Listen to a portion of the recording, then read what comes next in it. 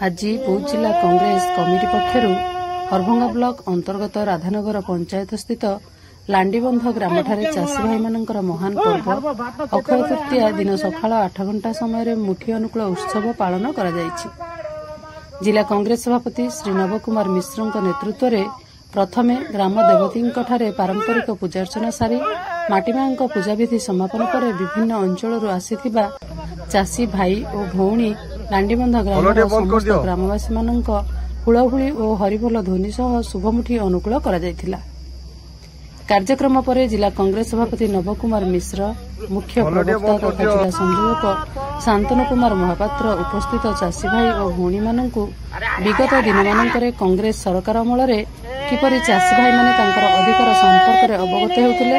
एवं समस्त सरकारी साहाय्य सुविधा पाई पारुथिले से संपर्क में आलोचना करथिले। उक्त कार्यक्रम में बौद्ध जिला कांग्रेस समस्त कर्मकर्ता समेत हरभंगा ब्लॉक सभापति पंकज कर्ण, कृषक सेल संयोजक रोहितेश्वर बेहेरा, मीडिया सेल प्रमुख प्रताप पंडा, बुधदेव प्रधान, जोगेश्वर नायक, उमेश नायक, पोलस्ती प्रधान, भवानी विश्वाल, गदाधर मेंडुली एवं बहु संख्यार पुरुष और महिला योगदान करी चाषी भाई मानकर उत्तरोत्तर उन्नति कामना करथिले।